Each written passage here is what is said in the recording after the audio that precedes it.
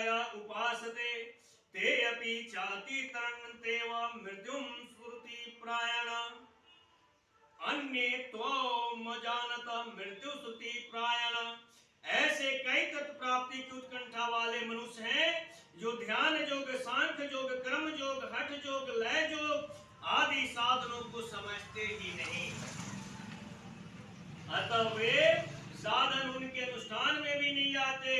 ऐसे मनुष्य केवल तत्वज्ञ जीवन मुक्त महापुरुषों की आज्ञा का पालन करके मृत्यु को तर जाते हैं। ऐसे व्यक्ति क्या है, खूब गौर से सुनिए आप सभी साधकगण और यहाँ उपस्थित प्रभु के मानवजन। कई ऐसे तत्व प्राप्ति की उत्कंठा वाले मनुष्य इस धरती पर हैं जो ध्यान योग, सांख्य योग, कर्म योग, हठ योग, लय योग आदि साधनों को समझते ही नहीं है, अतः वे साधन उनके अनुष्ठान में भी नहीं आते। ऐसे मनुष्य केवल तत्वज्ञ जीवन मुक्त महापुरुषों की आज्ञा का पालन करके मृत्यु को तर जाते हैं। क्या होते हैं? मृत्यु को तर जाते हैं, अर्थात तत्व ज्ञान को प्राप्त कर लेते हैं, अर्थात तत्व ज्ञान को प्राप्त कर लेते हैं।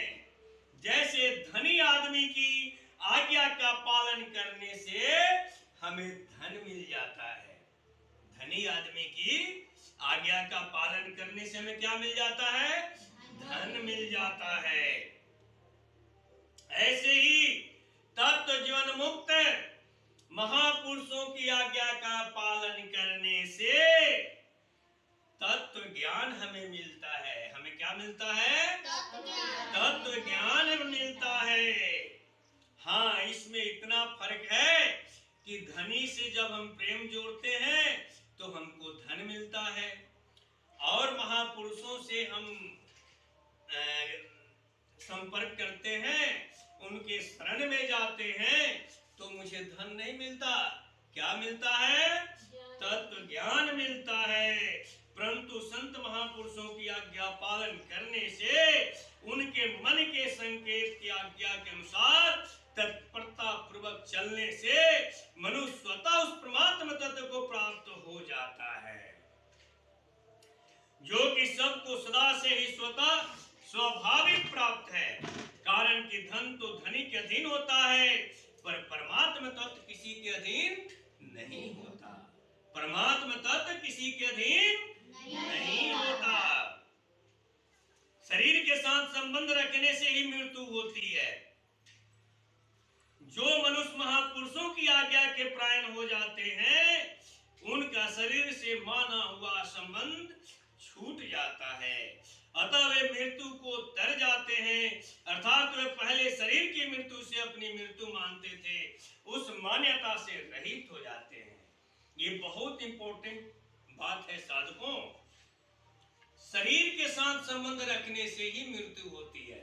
यहाँ लेखक की बातें काफी सोचनीय हैं। जो मनुष्य महापुरुषों की आज्ञा के परायण हो जाते हैं, उनका शरीर से माना हुआ संबंध छूट जाता है। लेखक महोदय का यहाँ ये बातें बहुत कुछ रहस्य को छुपाता भी है और बताता भी है। जब शरीर नहीं होगा तो हम आएंगे कहां से विद्वानों? जब शरीर नहीं होगा तो हम आएंगे कहां से विद्वानों? आप जो लेखक हैं महापुरुष जी, यह सुनिए, जब हम शरीर से माना हुआ संबंध ही छूट जाएगा, अतः वे मृत्यु को तर जाते हैं, और अर्थात वे पहले शरीर की मृत्यु से अपनी मृत्यु मानते थे, उस मान्यता से रहित हो जाते हैं। ये सर्वथा विदित है। अगर प्रभु का आप यह बात दर्शा रहे हैं तो यहाँ बहुत ही रहस्यमयी बातें हैं आपकी। यहाँ आप मानव जीवन को गुमराह करने का काम किया है। जब इस जमीन पर शरीर होगा ही नहीं तो ये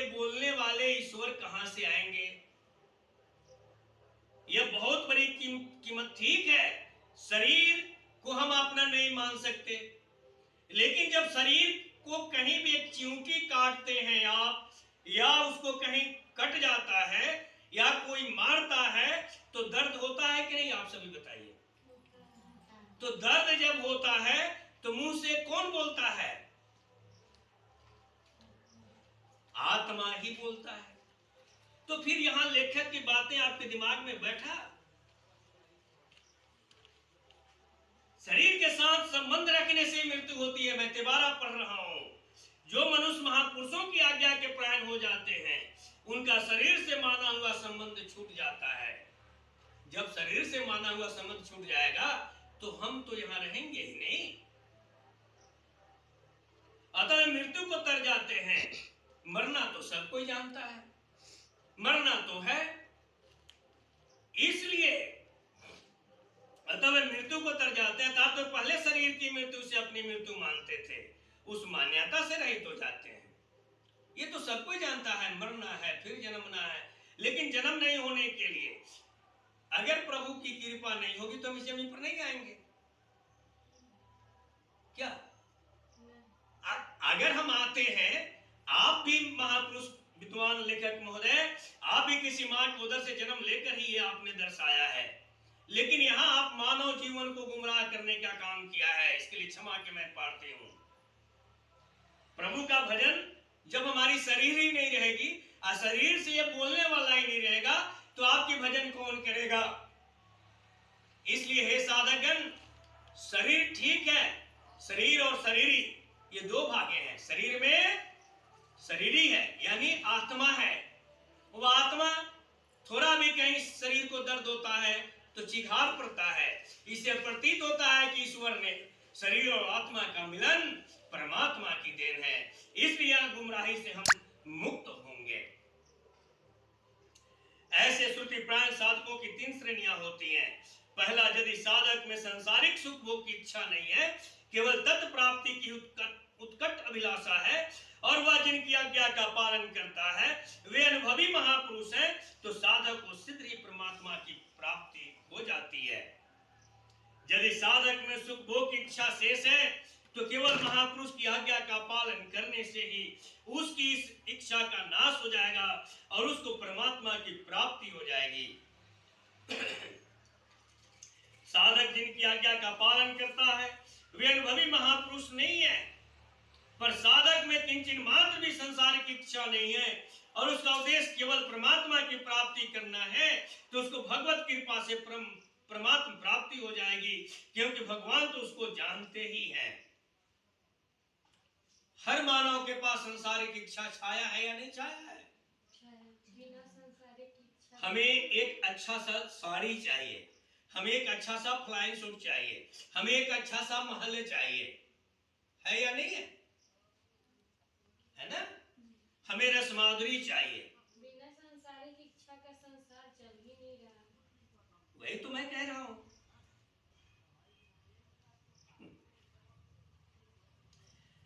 दूसरा में बोलते हैं, यदि साधक में सुख भोग की इच्छा शेष है, तो केवल महापुरुष की आज्ञा का पालन करने से ही उसकी उस इच्छा का नाश हो जाएगा और उसको परमात्मा की प्राप्ति हो जाएगी।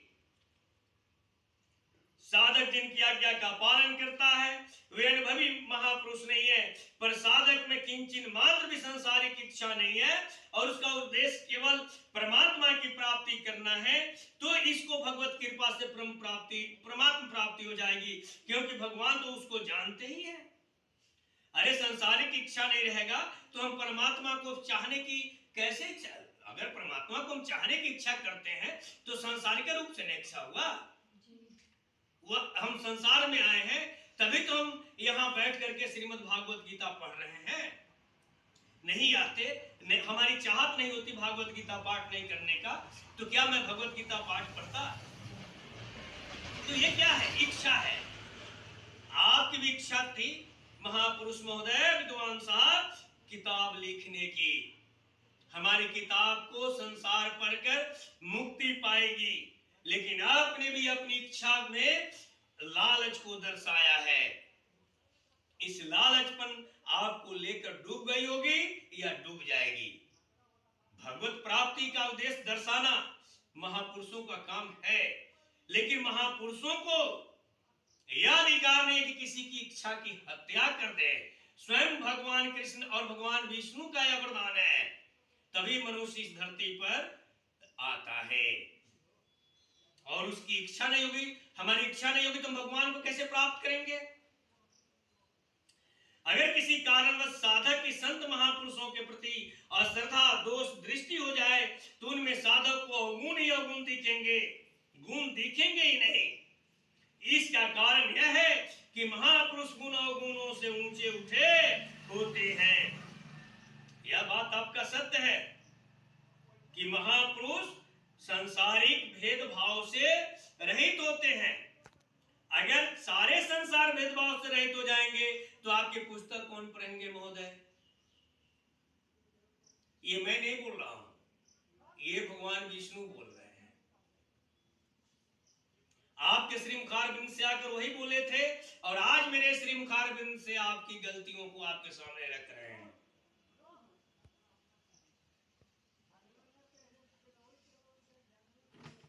इसलिए साधक को चाहिए कि वह तत्व महापुरुष की क्रियाओं पर, उनके आचरणों पर ध्यान न देकर उनके पास तटस्थ होकर रहें। संत महापुरुष से ज्यादा लाभ वही ले सकता है जो उनसे किसी प्रकार के सांसारिक व्यवहार का संबंध न रहकर केवल परमार्थिक संबंध रखता है। दूसरी बात, साधक इस बात की सावधानी रखें कि उनके द्वारा उन महापुरुष की कहीं भी निंदा न हो। यदि वह उनकी निंदा करेगा तो उसकी कहीं भी उन्नति नहीं होगी। ये भी आपकी गुमराही शब्द है। अगर वह महापुरुष हमारे साथ गलत करते हैं तो क्या उनकी मैं शिकायत नहीं करूंगा? क्या वो परमात्मा नहीं देख रहे हैं? लेखक महोदय, यहां भी आपने हमारे मानव जीवन के आत्मा को भटकाने का काम किया है। स्वार्थ के ऊपर जिन्होंने ये दर्शाया वो अपने स्वार्थ के ऊपर दर्शाया। हाँ, मान लीजिए कोई, जरूरी नहीं कि पुरुष ही परमात्मा को प्राप्ति करने का साधन रखे। एक स्त्री भी उस महापुरुष के शरण में जा सकते हैं, पुरुष भी जा सकते हैं। वैसे महापुरुष की जो आप बर्ताव कर रहे हैं, सिर्फ भगवान के सिवा कोई नहीं है। आप यहां उसको भयभीत कर रहे हैं कि महापुरुषों की कहीं भी निंदा ना हो। यदि वह उनकी निंदा करेगा तो उसकी कहीं भी उन्नति नहीं होगी। ठीक है, हमारे साथ यदि महापुरुष का सत्संग अच्छा रहा, उनका प्यार व्यवहार मेरे साथ अच्छा रहा, तो उनकी निंदा क्यों होगी? उनकी तो पूजा होगी महोदय। अगर मेरे साथ कुकृत्य करते हैं, मैं उनके पास ज्ञान के लिए जाता हूं और वो अपनी अज्ञानता की ओर मुझे धकेलते हैं, तो क्या उनकी निंदा होगी या नहीं होगी? यह लेखक का बात सत्य है या असत्य है? यह लेखक का बात सत्य है या असत्य है? असत्य है। जिस मनुष्यों में शास्त्रों को समझने की योग्यता नहीं है, जिनका विवेक कमजोर है, पर जिनके भीतर मृत्यु से तरने की उत्कट अभिलाषा है, ऐसे मनुष्य जीवन मुक्त संत महात्माओं की आज्ञा का पालन करके मृत्यु को तर जाते हैं। बहुत सुंदर बातें हैं। हम संतों की सेवा करने की मन में उत्कंठा रहती है, करेंगे। आपके ज्ञान का अनुभव करते हैं और करेंगे। आपके शास्त्र लिखने से पहले मानव को यह अनुभव है कि हम संतों महापुरुषों की पूजा करेंगे, कहीं दो मत नहीं है। उपनिषद में कथा आती है, जबाला का पुत्र सत्यकाम गौतम ऋषि के पास उपदेश लेने गया। ऋषि ने उसको 400 कृष तथा निर्बल गाय देकर कहा कि तू इनके पीछे जा। सत्यकाम ने उत्साहपूर्वक कहा कि इनकी संख्या 1000 होने पर ही मैं वापिस आऊंगा। ऐसा कहकर उन गायों को वन में ले गया और वहां उनका पालन पोषण करने लगा। बहुत वर्ष बीतने पर जब उनकी संख्या 1000 हो गई, तब एक सांड ने उससे कहा कि हमारी संख्या 1000 हो गई।